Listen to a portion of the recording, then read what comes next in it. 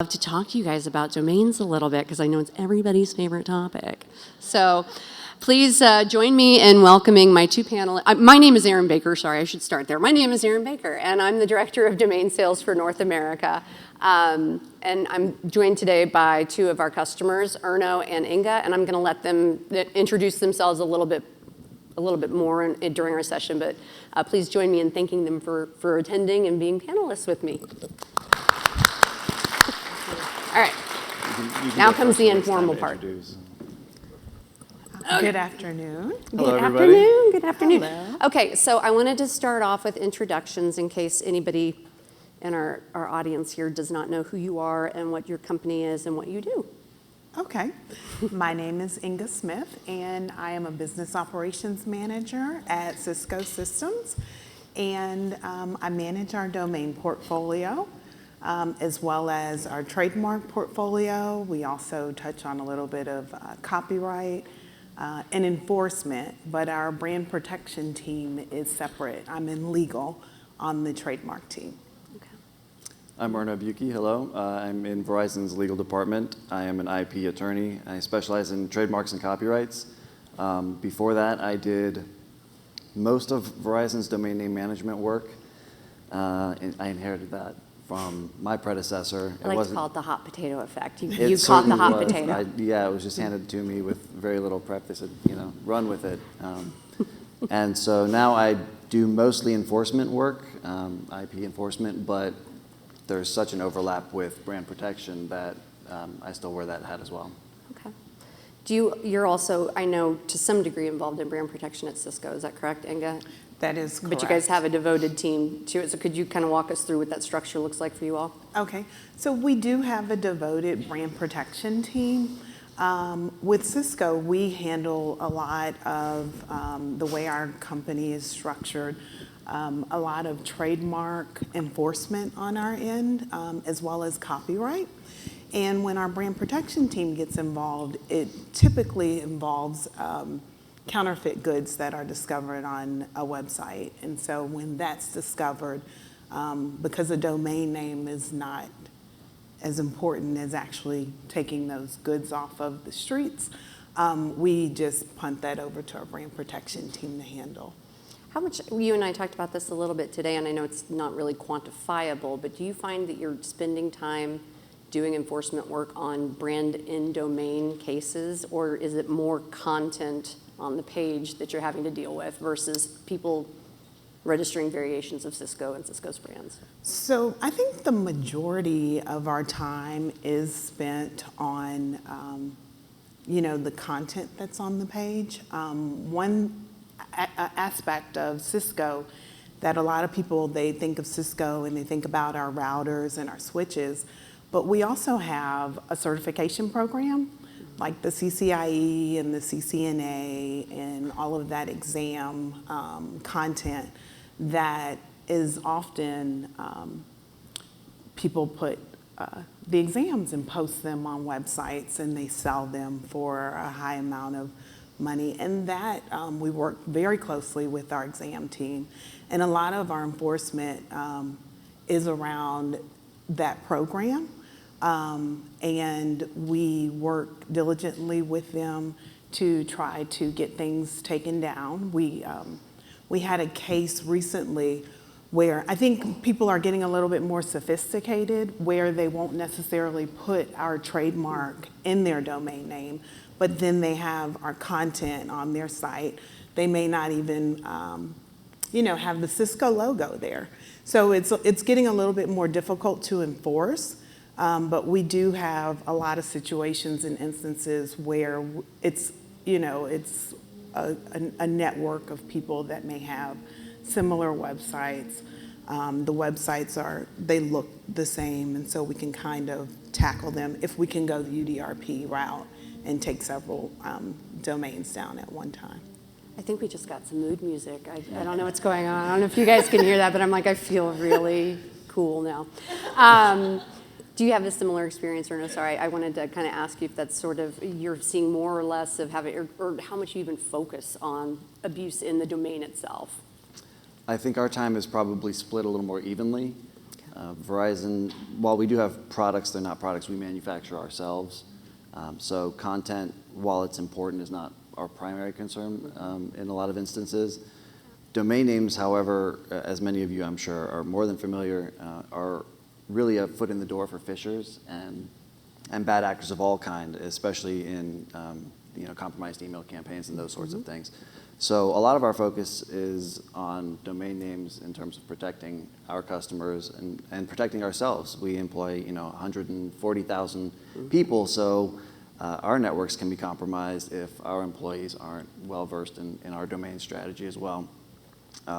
Content is obviously important as well, though. We've acquired a number of content production companies, Yahoo and AOL being two of the main ones. My colleague from Verizon Media is here, Andres Lorca. And so we obviously keep a keen eye on that as well. But there's so much of it that we're unable to do it by ourselves, which is why we partner with somebody like Mark Monitor to help us in that regard. Cool. I should have, going back a few steps, are you guys solely responsible, or is the management of domains solely a legal function within your organization, or is it more of a multi-stakeholder, if you'll let me use the ICANN parlance? Is it more of a multi-stakeholder approach?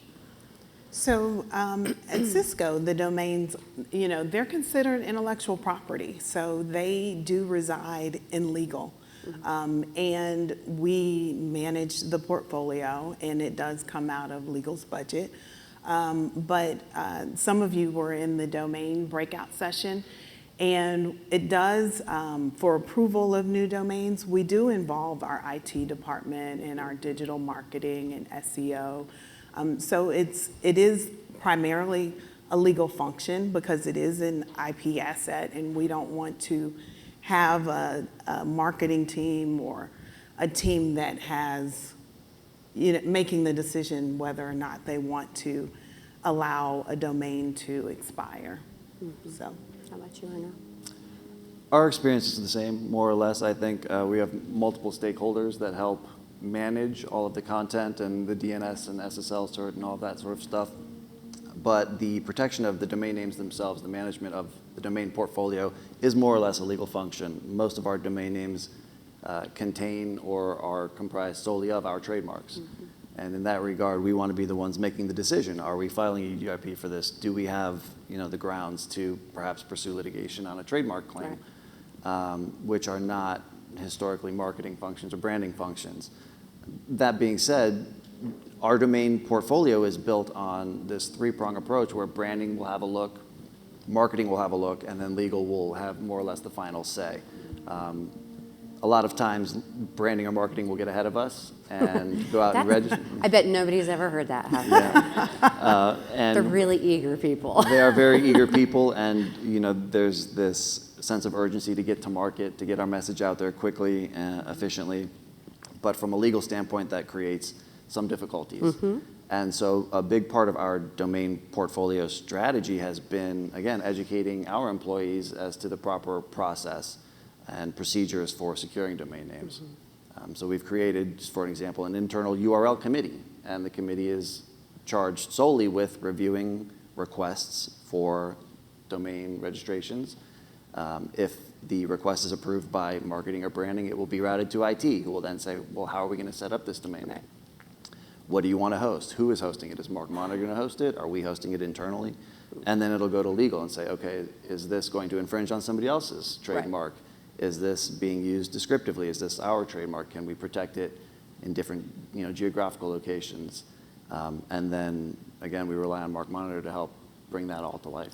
And also I wondered, and I don't know if you use Mark Monitor's brand protection solution or not, but I think you guys do, but do you find that even with all of these checks and balances in place, you have a few people going off the reservation and being like, I'm just going to go to GoDaddy and get my name? It happened while I was here yesterday. Okay, so that's a solid yes, then. That does happen. I got an email saying, we had a vendor who went out and registered a vanity URL for you guys. For our benefit. And now we need to bring it in. And our CSM, Rob, who's here today, got that email as well. And, it's great to handle it, but it happens all the time. I think that sort of the takeaway is that you can do everything right, and you're still going to have things that are happening outside of the process. So diligence is part of the the gig too, when you catch that hot potato and get to manage domains. Yes. Sorry, just referring back to you actually touched on something in terms of like the domains being used for phishing purposes, and I'm admittedly interested in sort of the technology and security side of the domain management ecosphere, and so I'm curious to know if you guys have ever experienced any sort of alarming or could have been alarming, attacks or breaches, either, certainly not with Mark Monitor, I know that, but I'm saying, like, have you ever had any sort of registrar that, was social engineered and you lost a name that way, or, is there any concern around kind of the security associated with your names? So we had one incident that occurred about a year ago with a company that we acquired, and they did not want to integrate their domains with Cisco. So I don't know if anyone experiences that in their role, but they had their domain registered with a retail registrar service, and it kind of got hijacked in a sense, some compliance that occurred, and they took their domain down, and it affected quite a bit of people, and it was escalated very high up the food chain. So the interesting thing, and not trying to put a plug in for Mark Monitor. Please do, it's fine. I'm okay with that. The interesting thing is, I called on Mark Monitor in that situation because I had no idea what to do. We were dealing with a company that we don't have a relationship with regularly. They didn't truly have a relationship with them. You call in and you can get anyone helping you on your account. But it was in that instance, Mark Monitor helped me walk through a few things. So they were there to help even when they didn't even manage the domain. So I do thank you all for that. But within the week, we probably had their entire portfolio integrated I bet. with Cisco. They're like, we take it back. And several other people got on board.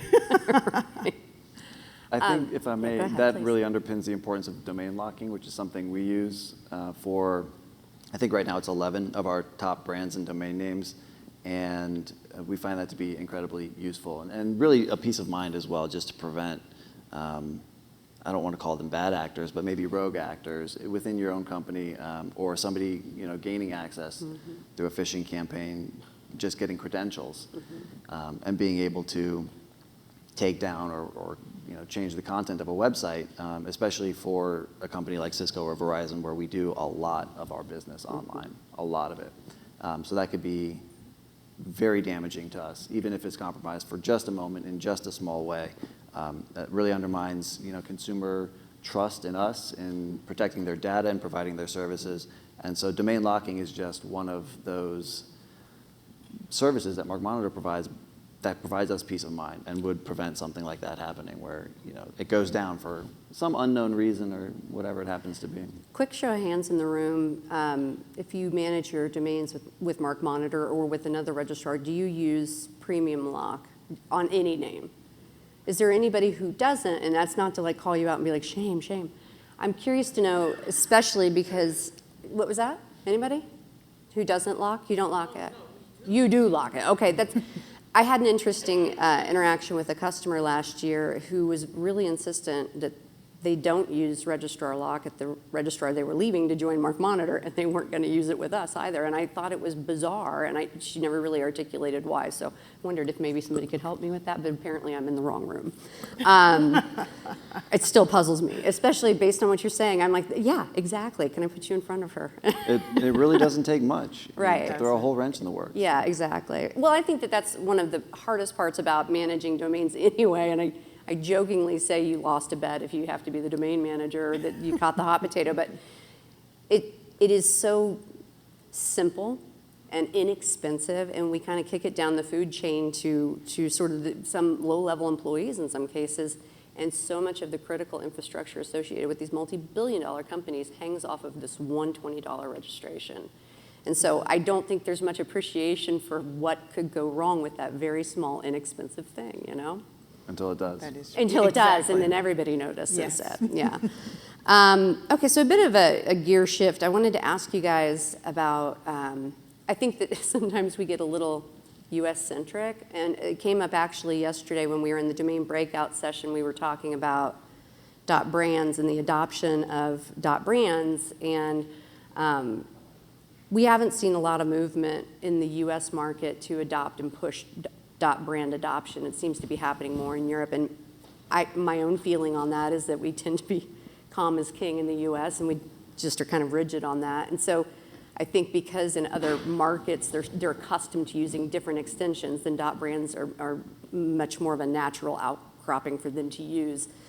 I bring that up because I've always wondered about IDNs, internationalized domain names, and how customers decide what to register there, if they're going to register there, and how they monitor for abuse in IDNs, because obviously you're not looking for something that says Cisco. It's whatever the transliteration is, or do you brand as the the Latin characters of Cisco in international markets? So we do have a handful of IDNs, and basically we registered IDNs if we had, Cisco or WebEx trademarks in various languages, Chinese or Cyrillic and things like that. Yeah. So that's kind of how we used our IDN strategy. Okay. Enforcement? That's a harder Well, question. Yeah, I yes. know. I always think about that. I'm like, it doesn't look like what you think it's going to look like, so it has to be harder to find, right? Yes. Okay. I haven't found anything. Maybe it doesn't exist. It Hopefully may it not. doesn't exist. I hope it does not. So. I think Brian King said it. The first thing you got to do is admit you have a problem before you can fix it. It Yes. exists. You Yes. just have to figure out how you're going to find it. For Verizon, we also, in Cyrillic and a couple other characters that are non-Latin, will register. But in terms of monitoring and enforcement, sometimes you have to rely on local counsel to do it. Okay. There's a language barrier there that we're maybe not able to effectively overcome or cost effectively overcome. And so it's easier in those cases to rely on the expertise of local counsel. Right. We especially encounter that where there are cultural divides, divided by the same language even sometimes. Yes. So in that regard, Sorry. local counsel, somebody you can rely on with that expertise is very helpful. I would like to add also, our local counsel is very good at, keeping an eye out for things for us, but also our customers, our business partners, our, if we're telling them you can't do this, they're definitely an extra set of eyes for us. If we're saying you can't use Cisco or anything in a domain, trust me, they'll find and let us know if someone's these out nine there guys? These guys are doing Yeah. using. I like to Yeah. call that the me and my sister argument. Why does she get to do it? Exactly. We get that quite a bit. So they're our bet. extra set of eyes for us. So kind of on the international front, we talked a little bit upstairs as well about the changes in China and how we're moving forward to getting our own wholly owned foreign entity, which we love to call a WOFI, so that we can take care of the domains in a more direct way for our customers who need content resolving in China. So I wondered if you guys have had any sort of experience or can speak to kind of what your experience has been since China has decided to kind of tighten up their regulations a bit. So I have experienced the ICP registration process. Yeah. And a lot of that, of course, comes from my colleagues in China. So a lot of times the request will come from our local Cisco counsel. And I put them in touch with our Chinese counsel, but I also do go and get additional help also from Mark Monitor and what we need and make sure that, the requirements and having a contact and IDs and those things, I help kind of facilitate the exchange of information. But there has been situations where I'll put them in touch with our local Chinese counsel. Right. I think that there were a lot of us being self-admitted domain nerds upstairs this morning, and I think that one of the preconditions to being a domain nerd is that you're a person who really likes details and minutia. And I will fully admit that the situation with China is actually a bridge too far for me. I'm like, just let me know when it's done. Let me know when we can figure it out. So you're Yeah. doing better than me because you know more than I do on that one. How about you? Have you had any sort of impact from China? Not really. Our, especially our consumer footprint is very heavily United States based. Right. We don't do Verizon wireless services outside of the United States branded as Verizon. Most of our foreign business is conducted on a business-to-business relationship or wholesale through partners. So it's not as heavily a concern for like our domain management strategy, for example. You're not as concerned about having live content on the page. Right, and last I checked, you can get to Verizon.com from China. There's tools you can use to check whether or not your site resolves, and it resolves, but it's not of much consumer benefit there. They can't buy our services or our products there, so it's not as much of an issue. Not a high priority. Yeah. Okay. One thing that you touched upon a little bit, Inga, was the consolidation following an M&A. I was laughing because I did a similar panel in New York this spring, and one of my fellow panelists said, you need to have 2 vendors. And I was like, somebody get the gong. Like, this guy has got to get out of here. What are you talking about? Who invited this guy? I don't know, who is this guy? So, and I mentioned it because Inga actually had a recent opposite experience, and I wondered if you'd be willing to kind of talk. You had a 2-vendor solution in place for a long time. Yes, we did. I've been in this role for about 10 years. So when I inherited the domain portfolio, no, I didn't know what I was getting myself into. But there were 2 vendors set up. And I believe that the 2 vendors were set up because of the client relationships.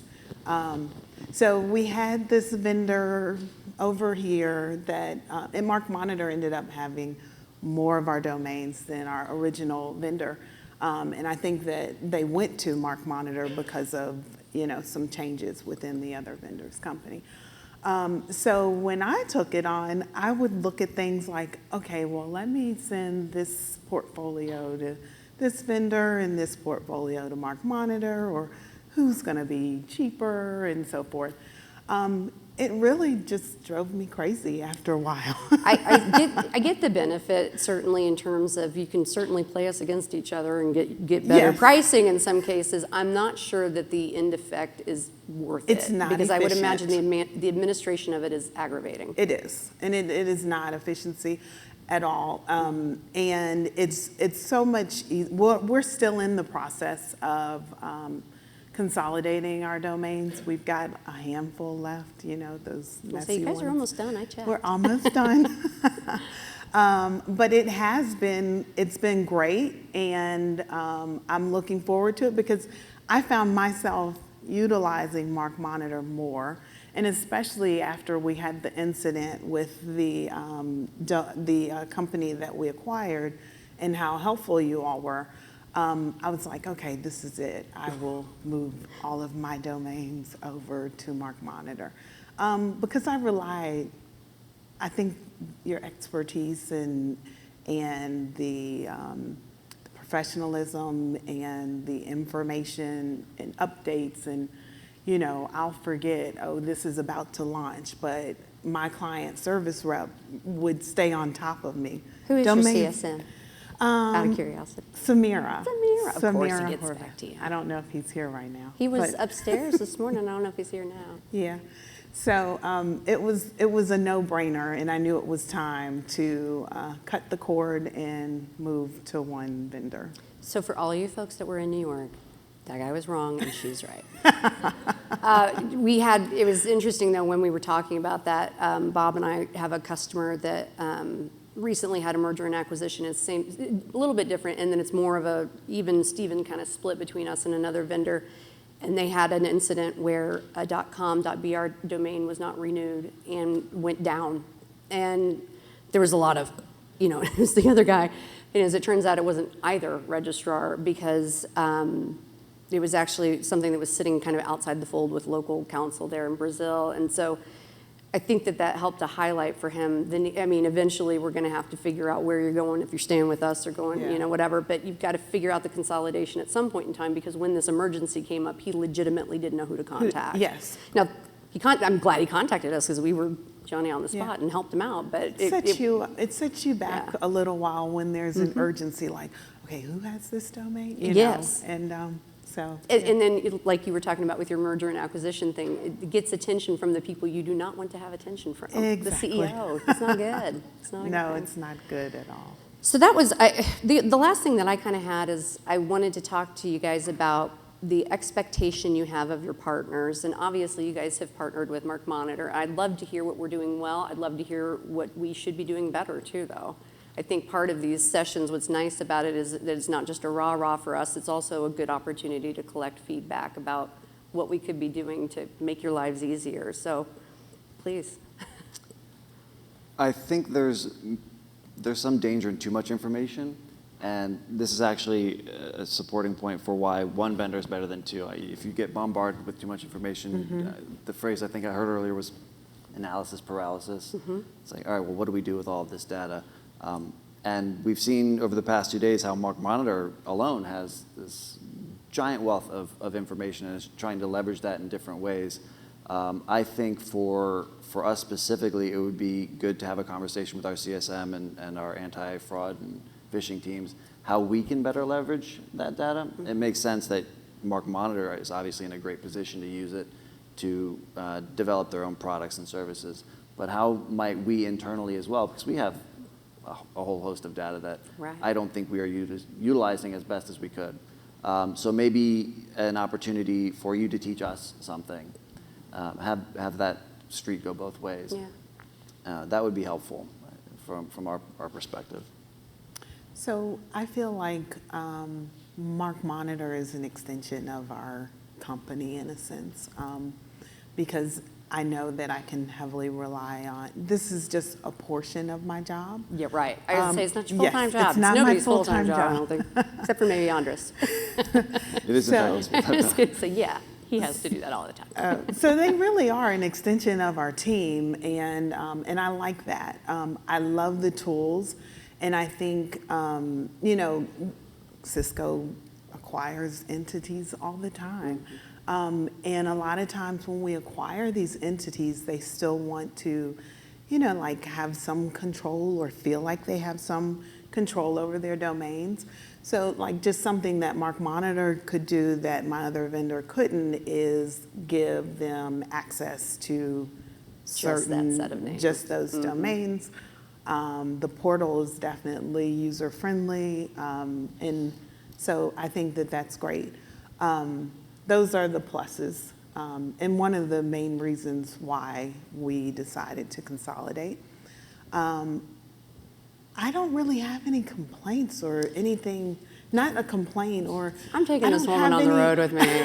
She's, No, I really don't. I mean, I got a meeting next week. Could you come with me, please? I don't. For our purposes, I think you all are doing a wonderful job, and it's efficient. It's a huge help for me in my role. So Ultimately, nobody, with very few exceptions, gets to manage domains full-time, and so the idea should be that this encroaches very little on your day-to-day life, and that you can rest easy and not worry about the domain being hijacked by somebody as well. We want it to be as unobtrusive in terms of your time and your worry as possible. Did you guys have any other questions or anything you guys wanted to make sure that we just, I didn't get into a ton about best practices around domains because there was a great session upstairs if you weren't in the domain breakout that Chris Malka and Greg Savage did, but I don't know if you guys wanted to talk about kind of policy stuff or anything else. That was kind of the litany of my items. I think one of the things that we've learned in working with Mark Monitor and in taking a long look at ourselves and how we operate and manage our portfolio, it's very important that you have internally a clear strategy and that strategy is communicated to your stakeholders. So again, I mentioned earlier, for us, that's marketing, branding, and legal being the three pillars, more or less. And in some of our recent acquisitions, we find that the policy isn't as clearly defined or the procedures aren't adhered to as closely as we'd like. And so we end up playing catch up, or domains go down, or mail records get removed accidentally. I mean, the removal was requested and authorized, but it should have never been either of those things. And so where we started from in creating this URL committee, we found that tends to work. But if you're not able to communicate that company-wide, if you can't get all the stakeholders to buy in on that strategy, a lot of that efficiency is lost. And again, you just spend man hours playing catch-up, where you have to have those late-night phone calls and how do we put out this fire? Right. So I think that Mark Monitor is great in educating their clients in a lot of ways. So here are some of the best practices, and here's what you are not doing that we think you should be doing. And in some cases, we've said to Mark Monitor, that's great, but thank you, we're not interested. Thank you, that's not what we're going to do. That's Yeah, I not what get we're it, going to yeah. do. And if we learn that lesson the hard way, then we come back to the table and say, maybe we should have done that. Turns out we're going to do that now. Yeah. But not all of those best practices are for us. Yeah. One example that comes to mind, I think, is the IP restrictions on accessing certain websites. We have employees all over the world and employees that work remotely. That's just not something that is going to work for us. And I understand that for a lot of people, that is a huge plus. That is a great security option, just not one that we could ever really employ. For what it's worth, my account doesn't have it. I travel too much. Exactly. Yeah. There are applications where it's appropriate and applications where it's not. And that being said, we mandated like two-factor authentication company-wide. Like, you have to do it. Yeah. Period. So. Yeah. Did anybody from, sorry, go ahead. Oh, I Inga. was going to say at Cisco, we have an IT integration team as well as we call it a digital check-in team for registering new domains. But when we do acquire entities, our IT integration team, it does have, your IT folks and your legals on the calls.